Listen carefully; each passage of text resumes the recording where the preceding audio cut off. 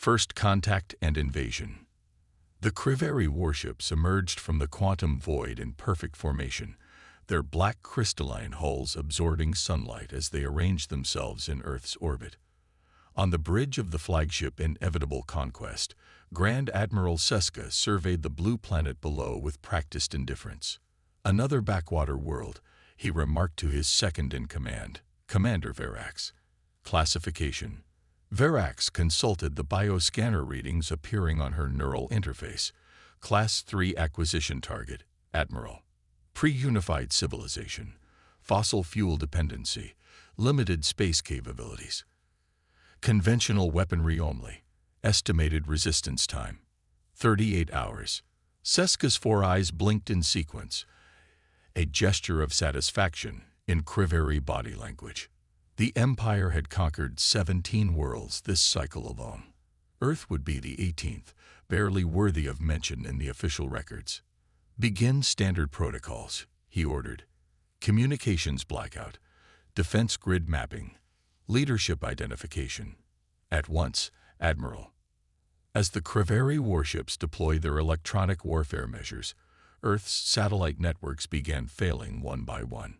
Television broadcasts dissolved into static, internet connections faltered, and cell phone signals disappeared. The first wave of global panic was about to begin. In a subterranean facility beneath the Rocky Mountains, Dr. Elena Chandra watched as her monitoring systems registered the alien arrival. Unlike the rest of humanity, she wasn't surprised. She'd been expecting them for years. "They're here," she announced to her team of engineers and scientists. The underground chamber, known only to a select few as Project Prometheus, hummed with nervous energy. Initiate Protocol Umbra. Her second-in-command, Dr. Marcus Wong, moved to a secure terminal and entered a 16-digit authorization code. Across the globe, 17 identical facilities received the activation signal. "How long do we have?" asked Serena Davis, their quantum physics specialist. If the Arcturus transmissions were accurate, less than 12 hours before they issue their ultimatum, Elena replied. She dedicated the past decade of her life to preparing for this moment, ever since the Deep Space Listening Post at Arcturus had intercepted transmissions detailing the Kriveri's systematic conquest of neighboring star systems. Few believed her warnings. Those who did helped create Project Prometheus in absolute secrecy, a collaboration between reluctant governments and private corporations who understood the existential threat approaching Earth.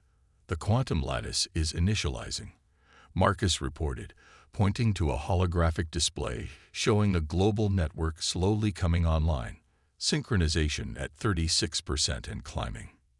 Elena nodded. "Keep me posted. I need to brief the Security Council." As she made her way to the communications center, emergency alerts began sounding across civilian networks worldwide. The revelation had begun. On the Kriveri flagship, Seska prepared to address Earth's population. The translation algorithms had analyzed all major human languages, ensuring his message would be understood globally. "Deploy the emissaries," he ordered. Hundreds of silver spheres detached from the warships, descending through Earth's atmosphere to hover over major cities. Each projected a massive hologram of Seska's imposing form. 4 arms crossed over an armored chest, his scaled skin gleaming beneath the light of alien technology. "People of Earth," his voice boomed across every functioning speaker and screen worldwide. "I am Grand Admiral Seska of the Kriveri Empire. Your world has been designated for integration into our realm. Resistance is anticipated but futile. Your governments will surrender authority within 12 Earth hours, or we will demonstrate our superiority through force. Compliance means survival as productive imperial subjects. Defiance means devastation." The hologram dissolved, leaving shocked populations staring at empty skies. In the White House Situation Room, President Rebecca Chen watched the recording for the 3rd time, surrounded by military leaders and cabinet members in various states of panic. "Options?" she asked simply. Defense Secretary Williams cleared his throat.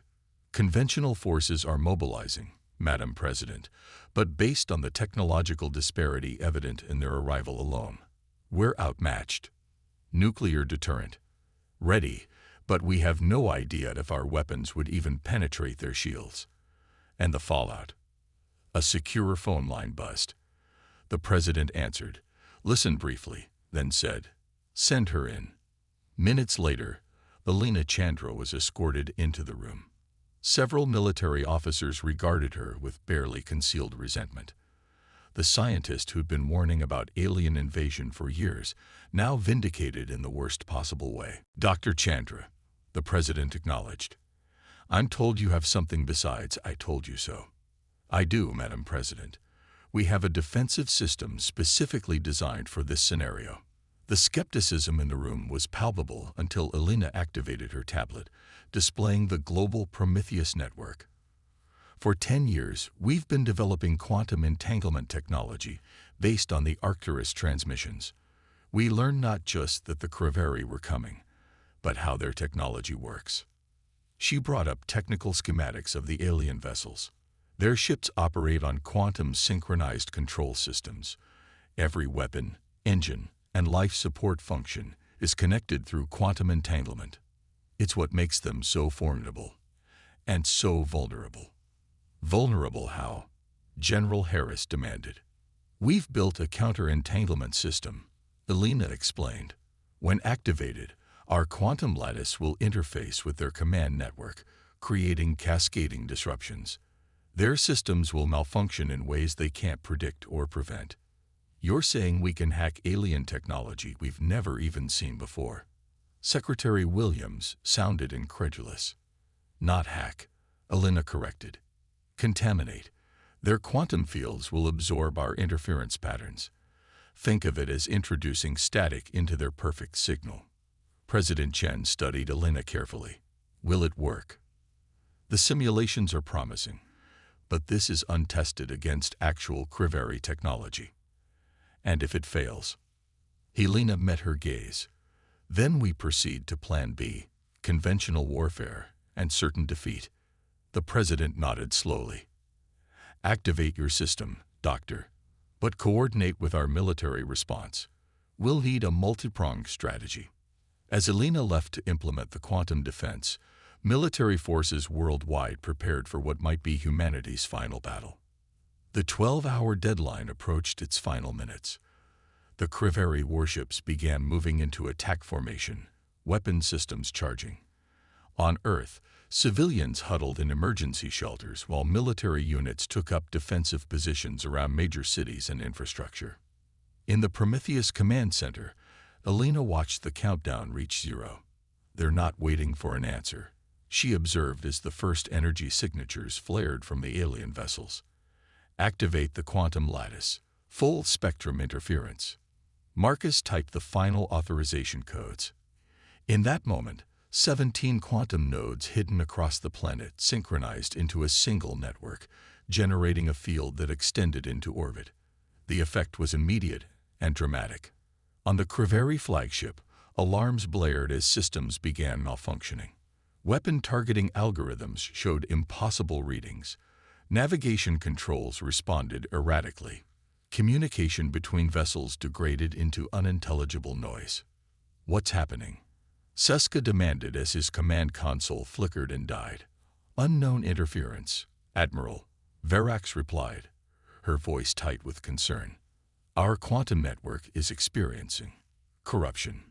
"Impossible. These primitives have nothing that could affect our technology." Yet the evidence was undeniable. As the first wave of Creveri attack craft entered Earth's atmosphere, their formations disintegrated. Some vessels spiraled out of control, crashing into unpopulated areas. Others simply shut down, hovering uselessly. The planned precision strikes against Earth's military installations failed entirely. Instead of devastating humanity's defenses, the Creveri found themselves vulnerable to counterattack. Earth's air forces engaged the disoriented alien craft, finding their conventional weapons suddenly effective against fluctuating shields. Anti-aircraft batteries downed dozens of Creveri vessels in the first hour of combat. In orbit, Seska watched in disbelief as his invasion force crumbled. "Withdraw all craft," he ordered. "Recalibrate our systems and prepare a second wave." But the damage to the Criveri quantum network was spreading like a virus. Ships that managed to return to the fleet brought the contamination with them, infecting previously unaffected systems. "We need to retreat." Admiral Verax urged. "Move beyond the interference range and assess the damage." Seska's pride rebelled at the thought, but logic prevailed. "Order all vessels to fall back to lunar orbit," he commanded, "and find out what these humans have done." As the Criveri fleet retreated, celebrations erupted across Earth. The supposedly invincible invaders had been repulsed, at least temporarily. In the Prometheus Command Center, however, Elena and her team knew better than to celebrate. "They'll be back," she told President Chen during their secure video conference. "And they'll adapt their systems to resist our interference." "How long do we have?" Elena studied the sensor readings showing the Criveri fleet regrouping beyond the moon. 24 hours, maybe less." "What do you need?" "Every quantum physicist you can find, and access to all surviving alien technology from the downed craft. We need to evolve our defense before they evolve their attack." As recovery teams worldwide hurried to secure crashed Criveri vessels, scientists and engineers converged on the Prometheus facilities. The first battle had been won through surprise and preparation. The next would require innovation and courage. Beyond the moon, Grand Admiral Seska stared at the blue planet that had humiliated his fleet. In 300 years of Criveri expansion, no Class 3 civilization had ever repelled even a preliminary attack. His 4 eyes narrowed with determination. "Prepare a full invasion force," he ordered, "and signal the Empire. Tell them we've encountered unexpected resistance." The real war for Earth was about to begin. The counterattack and resolution. 22 hours after their initial retreat, the Criveri fleet returned to Earth orbit. This time, they were not alone. Quantum ripples tore through space as reinforcement vessels arrived from the nearest Criveri outpost. The original invasion force of 12 warships had become 37, including the dreadnought Imperial Verdict, a planet killer rarely deployed against worlds the Empire wished to preserve. In the Prometheus Command Center, now serving as humanity's war room, Alina Chandra studied the tactical displays with growing concern. "They've modified their quantum signatures," she announced to the assembled military leaders and scientists. "Our previous interference pattern won't work. How quickly can we adapt?" President Chen asked via secure video link. Alina glanced at Marcus, who was coordinating with teams analyzing recovered Criveri technology. "We're making progress, but we need more time." "Time is what we don't have," General Harris said grimly. "Their energy readings are off the charts. Whatever they're planning, it's happening soon." As if responding to his words, the dreadnought Imperial Verdict began moving into firing position. Its main weapon, a concentrated quantum disruption beam, could theoretically destabilize Earth's tectonic plates. "They're targeting the Pacific Rim," reported Serena, monitoring the enemy fleet's movements. "Looks like a demonstration strike. Show of force." Elena made her decision. "Activate the secondary protocol. Target everything we have at that dreadnought." "The secondary protocol isn't tested," Marcus warned. "We don't know if." "We don't have a choice," Elena cut him off. "Do it." Marcus nodded and transmitted the commands. Across the globe, the 17 quantum nodes reconfigured to a new frequency. One designed not just to interfere with Criveri systems, but to infiltrate them. On the bridge of the Imperial Verdict, Supreme Commander Valk oversaw the weapon charging sequence. Unlike Seska, he had no interest in the strategic value of Earth. His orders were simple: make an example of this troublesome planet. "Firing sequence initiated," his weapons officer reported. "Quantum disruption beam at 80% capacity." Valk's mandibles clicked in anticipation. "Target the convergence point of the Asian and Pacific plates. The resulting seismic activity will demonstrate our..." His words were cut short as every system on the bridge suddenly activated at once. Lights flared to maximum brightness. Environmental controls cycled between extremes. Display screens filled with rapidly scrolling Creveri script. "We're being infiltrated," the security officer shouted over the chaos. "Something is accessing our command protocols." Impossible. Vok moved to the primary control node, attempting to initiate emergency lockdown procedures. Instead, the controls responded to inputs he hadn't made. Sever the quantum links. Revert to manual systems. But the Creveri had long ago abandoned manual backups, relying entirely on their supposedly impenetrable quantum network. Now that network had become their greatest vulnerability. In the Prometheus Center, Elena and her team watched in amazement as their secondary protocol exceeded all expectations. "We're in," Serena reported, her voice tinged with disbelief. "We have access to their command systems." "How is this possible?" President Chen asked. "I thought we could only create interference." "It's the recovered technology," Marcus explained. "We integrated components from their downed ships into our quantum lattice. Instead of just disrupting their network, we're speaking their language now." Elena leaned forward. "Can we control their weapons?" "Not directly," Serena replied. "But we can redirect." On her command, the infiltration deepened.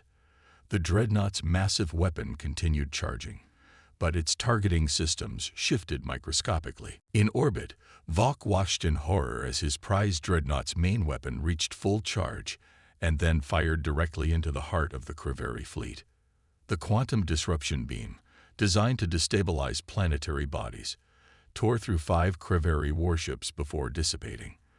The vessels didn't explode so much as unravel, their quantum-structured hulls collapsing into subatomic particles. "What have you done?" Grand Admiral Seska's voice thundered through the remaining communication channels as his flagship narrowly avoided destruction. "It wasn't us," Vok protested. "The humans have somehow." His transmission ended as secondary systems aboard the Imperial Verdict began failing catastrophically. Life support fluctuated. Artificial gravity reversed, sending crew members crashing into ceilings. Power cores destabilized. Throughout the Creveri fleet, similar chaos erupted as the quantum infiltration spread from ship to ship. Vessels designed to operate in perfect synchronization now found that synchronization working against them, transmitting failure and malfunction across the entire network. On Earth, military forces seized the opportunity. Fighter jets launched against Creveri vessels, struggling to maintain altitude.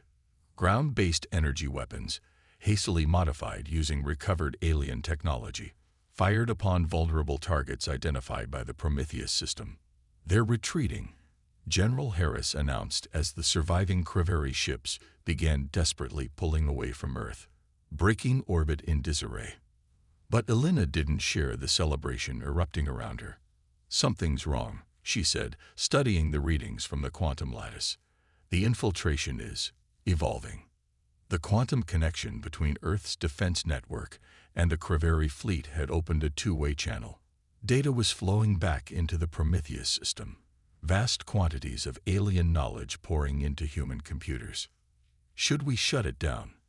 Marcus asked, recognizing the potential danger. Elena hesitated, then shook her head.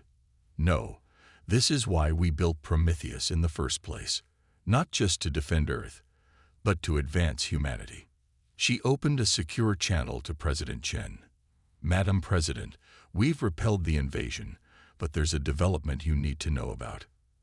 After explaining the quantum data transfer, Elena waited for the president's decision. The information could transform human technology by centuries, or potentially introduce unknown risks. "Continue the download," President Chen finally ordered, "but establish every possible security protocol. This knowledge will be shared among all nations equally." As the Creveri fleet retreated beyond Mars, Grand Admiral Seska faced the greatest humiliation of his career. More than half his ships had been destroyed or disabled. The Dreadnought Imperial Verdict had been abandoned, its quantum core approaching critical failure. "We must return with a larger force," he insisted to his surviving officers. These humans cannot be allowed to possess our technology. Commander Verax, injured but alive, studied the tactical display showing the retreating fleet. Admiral, with respect, that may not be possible. Explain. Our quantum infiltration protocols are detecting a new signal from Earth. They're broadcasting directly to the Empire's central network. Seska felt cold dread for the first time in his long military career. What are they transmitting? Everything, Admiral. Our defense codes, fleet positions, the location of the homeworld. Verax met his gaze evenly. And a message specifically for the Imperial Council. On Earth, Elena watched as the quantum lattice transmitted humanity's response to the Creveri Empire. Not just a defense of their world, but a warning. Any further aggression would result in the complete collapse of the Creveri quantum network, empire-wide. Whether the threat could actually be carried out remained uncertain, but the evidence of what humans had done to the invasion fleet would give the Imperial Council pause. What happens now? President Chen asked during an emergency Security Council session. Elena looked around at the faces of world leaders, united by crisis in a way they had never been before. Now we prepare, not just for the Creveri, but for our place in the galaxy. They thought we were primitive, and in many ways we are. But today proved that humanity has something unique, an ability to adapt and innovate that caught an interstellar empire completely by surprise. 6 months later, Elena stood on the observation deck of Prometheus Station, humanity's first true space defense platform. Below, Earth continued its recovery from the brief but devastating invasion. Nations once at odds now worked together, rebuilding with integrated Creveri technology. The quantum lattice had yielded advancements in energy production, medicine, and transportation that would have taken centuries to develop independently. More importantly, it had given humanity a fighting chance in a universe they now knew was filled with both wonders and dangers. A communication alert chimed, and Elena turned to see a holographic display activate. The face that appeared wasn't human, but neither was it Creveri. Dr. Chandra, the alien being, greeted her in perfect English. I am Ambassador Telos of the Galactic Concordat. Your message reached our council 3 weeks ago. Message? Elena hadn't sent any communication to unknown alien civilizations. The ambassador's expression shifted in what might have been amusement. The quantum signature of your defense against the Creveri was detected by several member worlds. Any civilization capable of repelling a Creveri fleet is of interest to us. Elena understood immediately. They're your enemies too. The Creveri Empire has been expanding unchecked for centuries. Many believe they couldn't be opposed. The ambassador's large eyes blinked slowly. Your world has proven otherwise. The Concordat would like to open diplomatic relations with Earth. As Elena began the first official conversation between humanity and a potentially friendly alien civilization, she reflected on how quickly everything had changed. The Creveri had seen Earth as nothing but easy prey, a primitive world to be conquered and exploited. Instead, they had awakened humanity's greatest strength, the ability to unite and innovate when faced with overwhelming odds. Earth was no longer alone and vulnerable in the cosmos. It had earned its place among the stars through courage and ingenuity. The secret weapon that saved humanity wasn't just the quantum lattice or the recovered alien technology. It was the very nature of the human spirit, adaptive, resilient, and unwilling to surrender even against impossible odds. Grand Admiral Seska had made a critical error in his assessment of Earth. It wasn't a Class 3 civilization after all. It was something the galaxy had never seen before.